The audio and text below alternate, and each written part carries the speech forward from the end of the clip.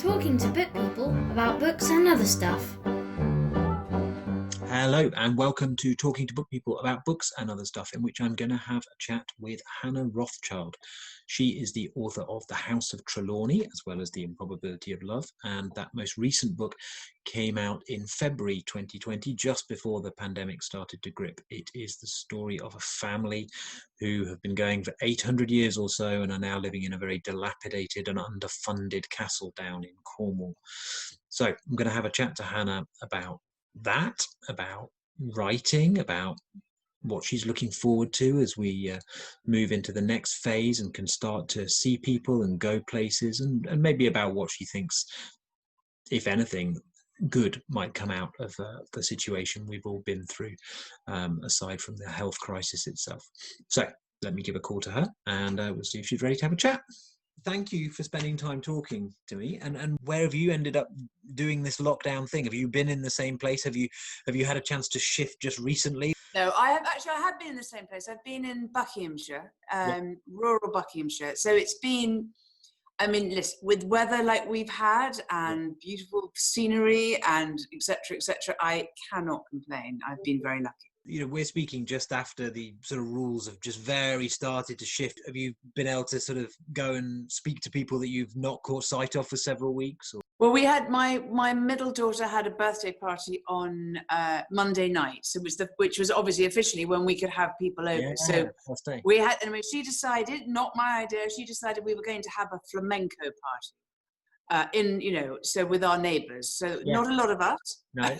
Well, yeah, we still. No castanets. We couldn't really source any of the things you might kind of think you can source. But it's funny, you can have a lot of fun when you're released. Yeah. With very little to play with, quite honestly. Yeah. I don't know about you, but since lockdown, I've changed quite a lot. So, for example, I don't go to supermarkets because I'm scared, but actually because I didn't particularly want to queue for a very long time, etc. So I've started finding small local farm shops, and you cook what they have basically. So you whatever vegetables they have or what meat they have, that's what you cook. And actually, it's been incredibly pleasurable to go back, rather than think, oh my goodness, I can have a pomegranate seed with a molasses, syrup, with a. It's not that, you have a sausage. Yeah. Sausage and a potato, and it's delicious. You'd be grateful for it. Yeah. Yeah. And you know what? I think that's kind of when the asparagus arrived a couple of weeks ago, it was cannot take the excitement of seeing a local asparagus. We went crazy. I hope I can hang on to that kind of idea, the local small. Yeah. I mean, I may not be able to, but I'm fully intend to. And listen, how has it been as a writer? Because your book, A House of Trelawney, came out in February. So I've talked to authors who've had books scheduled, delayed, whatever, but February was just before it. So you got a little bit of a whisker of a chance to sort of talk about it, I guess, and promote it, but then suddenly... I had a whisper, yeah. I had a whisper of I had an opening party. What were those? Do you remember those things? With the warm light? And then a few talks, and went around the bookshops and did that. And then my summer, which was such a glorious summer, which was all planned around lovely festivals of the UK, which there isn't a nicer way to spend a summer, bluntly. Right. All finished. So it's and what people are doing, and I don't know whether you found this, is what my publisher says is people are shopping from their bookshelves. Right. So we're reading more, but on the whole, people aren't buying much. It's frustrating because you spend 4 or 5 years working on something, and you gear yourself up to that kind of publication, which is mixed blessing. Yeah. It's very, very exciting because your baby's going to be delivered to the world. Yeah. And there's also, you go, how's it going to do? Is it, is it going to be okay? Yeah. Whatever. And then I'm not going to draw any terrible stillbirth analogies, but suddenly everything stops. And you have you never really know how a book does unless you're Hilary Mantel or J.K. Rowling, I think. But it's just very strange. Presumably you've done a few things digitally, and is it a very different experience? I've done quite a lot of digital festivals. So I did, for example, Hay. Yes. The Hay Festival. So I've done that before 3 times. And normally you go and there's a tent, and if you're lucky, you might get 100 people. Well, I had 4,500 people from Really? Wow. 67 countries. Wow. And it's a very, I mean, you don't have that lovely interaction with the audience, but you get, you know, it's kind of rather amazing to feel that you're connecting with such a large readership. And you don't have to feel bad when 4,500 people show up, but there's no one at the signing queue. You know, that it's like takes away. Okay, so I'll tell you my good story about that. So I remember doing Cheltenham a few years ago. I did this session, and there weren't that many people in it. And I came out, and the nice girl said, "I'll take you to the signing tent now." So we walked across the fields of Cheltenham, and then we came, and there was a tent, and there was a queue literally 8 times round the tent. Right. And I was like, woof, you know, hello, and I've really arrived here. And we got quite close, and she goes, actually, that's Nigella. I said, okay, fine. Then we went to the next tent, and the queue was 5 times round. I thought, it's okay, you know, I'm actually quite cool. She said, sorry, that's Adrian Gill. And then we went to the next tent, and there were 2 people. She said, well, actually, that's yours. One of them had lost their pen and thought I might be able to lend them one. And the second one was looking for Nigella. Right. So, Oh, dear. It's good, you know, this is good for writers, good for our humility. Exactly, it's the way we practice, the way you learn. For those of us who you know, those of the people who might tune in to see this, who missed out on House of Trelawney and missed out seeing it on tables and finding it in bookshops, can you tell us a little bit about it? So it's a comedy or a satire, basically set in the English aristocratic world, and in particular in this family called Trelawney, who live in a castle that's obviously named after them, as one does. And the castle's been there for 800 years, and so have they. And they've stayed ahead for 700 of those years by either switching allegiances or you know, buying farmland when that was good, or basically, you know, quite a lot of nefarious activities. But over the last 100 years, they've become better at spending than making money. In fact, they've become so grand they can't remember how you know, what is money. You know, something that, you know, seems to come out of taps. Yeah. And they suddenly wake up one morning to realize, guess what? There is literally no money. So the subtitle is Old Money, New Money, No Money. So when we meet them, the ancient Earl and his wife are down to their last 4-bar fire, around which they huddle.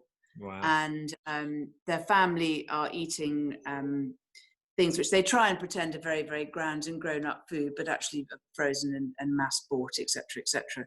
So that's how you meet the family. And then the hapless heir decides that he will have a go on the stock market. Yeah. So he bets the castle. He takes out a second mortgage, because obviously they've already got a first one, and he bets it on the stock market with absolutely catastrophic consequences. Meanwhile, his estranged sister, who was sent away because she was a woman, because women, there's absolutely no point having a woman around. They're there to be married or to be mothers. Right. And as you know, so she was carted off to London age 18 with 50 quid and told to go and, you know, make her fortune. But she did actually. Turns out she was quite good at investing. Right. So she enters the plot all kind of, you know, citied up and, you know, with all her accoutrements of city life. And it's really about how this family comes back together at a moment of crisis. And the sort of pinch of the financial, the sort of current financial crisis is 2008, right? It's sort of, you've hooked it to the 2008 financial crisis. Because we're going through a huge event right now that is no doubt going to be written about, is no doubt going to sort of change the mindset of people for many, many, many years, generation to come. Do you think, I'm kind of interested in how you go about weaving in that recent history, because you talk to historical novelists, which is one thing where you have to research back and really dig into the depths of Tudor England or what have you. But it's something in a way easier, but also trickier maybe, because it's still in everybody's memory and everyone actually experienced it when you're putting in a recent but very landmark event into the heart of a novel. It's a great question, and it's a question which I'm grappling with, and I'll come on to that now with the next bit of recent history I want to write about. And I think it is incredibly hard to write about near history, because it takes some time, I think, to kind of work out what one thinks about it and also what the effects are. So 2008, I couldn't start writing that. I wanted to write about it in 2008, but I actually had to wait until 2015 to start, because you needed that perspective on events, or I did anyway. Yeah. And I don't know, to be honest with you, whether I got it right or not, because I felt that 2008 was a seismic moment in our collective history. I felt that it marked the end of an era in some way, shape or form, i.e. the era of when we took big institutions and people who ran those institutions seriously. I think after 2008, we just thought, really, Yeah. honestly, they think they know. They Yeah. obviously don't know what they're talking about, do they? Right. So and I wanted after that, which is kind of answering your question, I hope. I wanted to continue the story of the family then through 2015. Yeah. This is the book I'm trying to write at the moment, trying and not doing very well right at the moment. Right. And I feel, I mean, not only has COVID happened, which obviously upends everything, but 2015 is perhaps too recent to write about still, because again, we don't have that perspective on what happened, and everyone has their own very recent memories about it. Yeah. And what about, I mean, and so have you found yourself, when you said that you're writing in that at the moment, and have you found that more difficult because of the sort of current situation? And if so, is that a matter of the lack of headspace, or is it because the plan was to be touring and talking about Trelawney, so you weren't in sort of, it's a shift of mindset? Yeah. Again, you're absolutely right. You've hit every nail basically Right. on the head. And I think there's another thing perhaps though, which is that, so I normally have a day job, and I'm used to therefore writing under quite a lot of pressure and Right. fitting it into kind of small segments of time. And suddenly I've got rather a lot of time. Yeah. So that's quite novel. Yeah.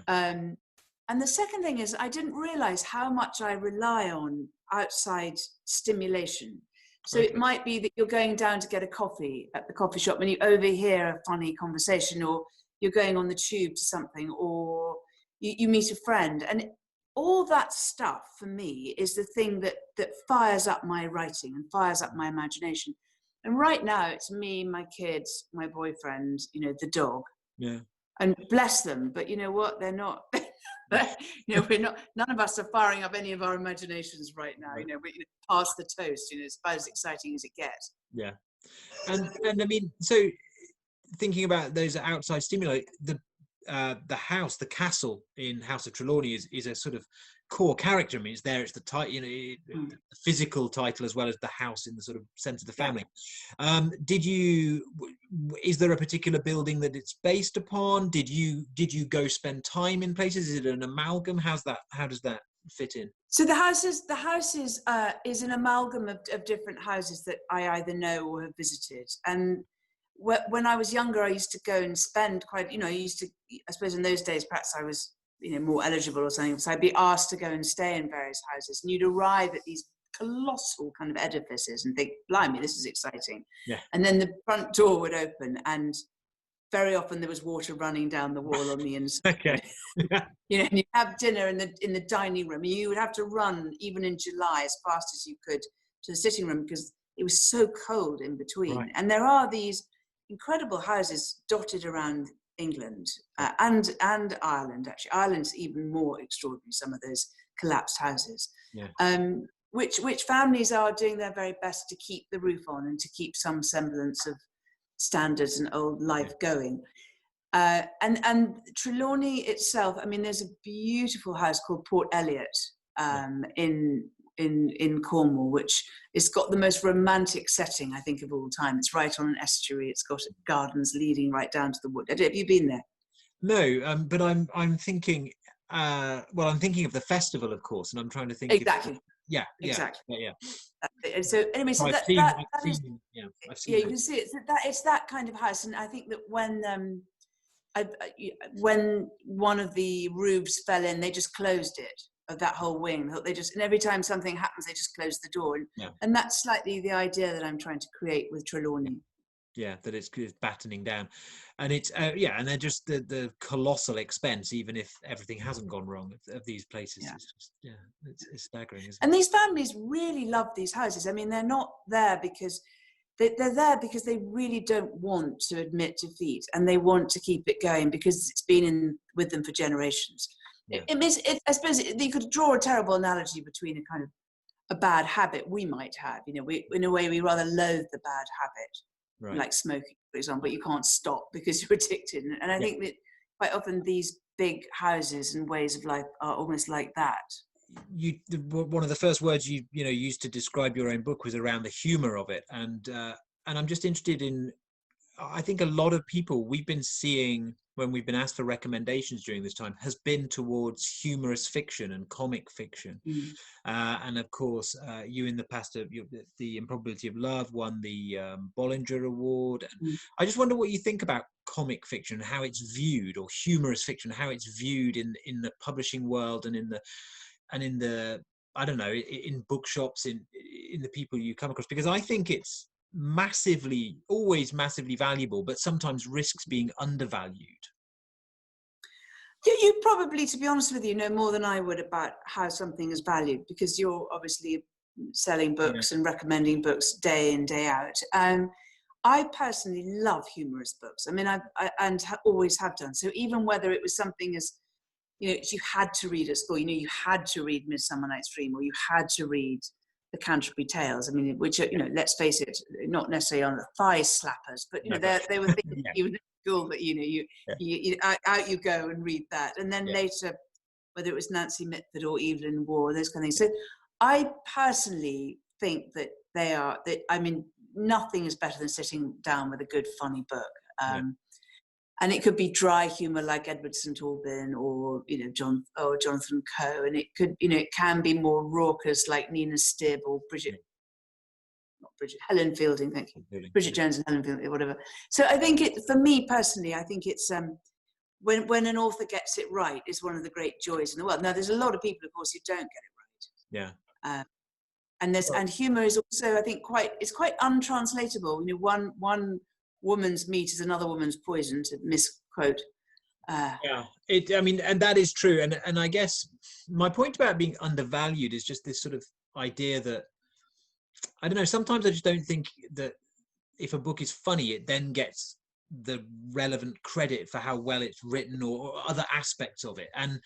And I just hope that one thing that comes out of this in the sort of publishing and book selling world is that, because there is a big customer demand for it, customers who read all kinds of genres also want books that put a smile on their face. Well, that's great to hear, by the way. I'm thrilled to hear that, because I think, listen, I would like if you said to me, what would you like to write? I mean, I'd like to write Anna Karenina.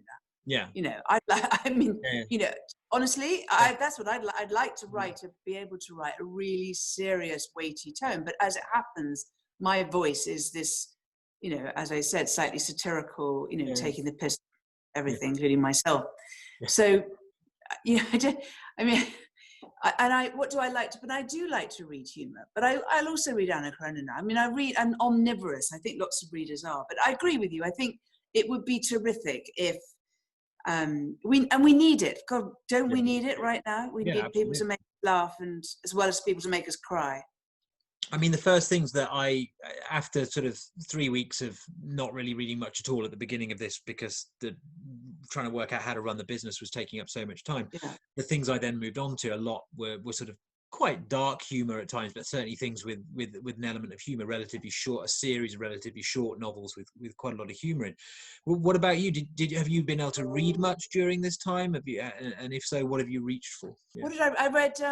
Which I had read years ago. I read Buddha of Suburbia again. Oh yeah, right, Hanif Qureshi, which I think is a brilliant book, absolutely brilliant. And I'd read it when it came out. I think as long ago, if you can believe it, was 1980. And I reread some of Teddy St. Aubyn as well. That's very dark. His subject matter is not exactly jolly, let's face it. I couldn't read anything of length, so I started reading Richard Ford and George Saunders, and what else did I read?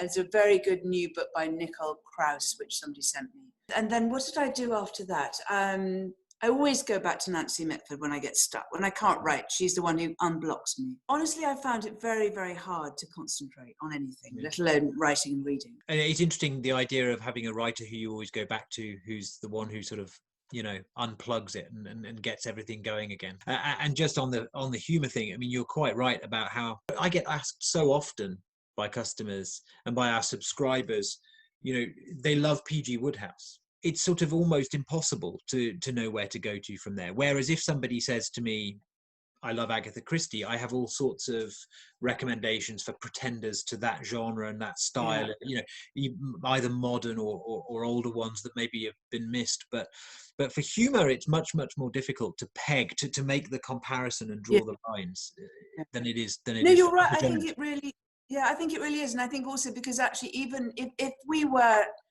talking, as you say, about a thriller, or if you were talking about some literary form, you would then have 5 or 6 subsections within that. Yeah. And actually, humour deserves 5 or 6. So you have, P.G. Wodehouse is incredibly different to Nina Stibb, for example. And I think perhaps one of the things is that we're expecting the kind of tag of humour to do too many things, or to catch too many different types of. I mean, I can do what I can do, but another type of humorous writer, I couldn't begin to do what they do. When we're all allowed to just sort of travel around and move around and leave these shores, where would be the first place you'd want to go away to? There's a painting by Piero della Francesca in a little town called San Sepolcro in Italy, which I'm writing something about, and that I am counting down the days that I can get there. Really? Because I want to see, it's called The Resurrection, so obviously it's about Christ being resurrected, and I just have a feeling that and it sounds a bit mad, but I just have a feeling that my attitude to it and the way I look at it might completely change post-COVID. And it might be my litmus test to see if anything has changed. If I go there and look at it and think, oh yeah, I know that. But maybe I'll go there and think something different. And there's a very nice open air kind of pizzeria just outside the town walls. And I know exactly the glass of wine that I'm going to order. Fantastic. It's on the kind of Tuscan-Umbrian border. It's right over that side. Okay. And the town was called, I don't want to cause a rush there. San Sepolcro. San Sepolcro. Great. Yeah. Super. Well, listen, thank you for spending some time talking about it all, and telling us about the book, and I hope that we can see you in Bath. And coming to Bath is hardly a hardship, I have to say. Thanks a lot. Thank you. Bye-bye. Bye. Please note, no book people were harmed in the making of this film, though some were technologically challenged. All books are available from www.mrbeesemporium.com.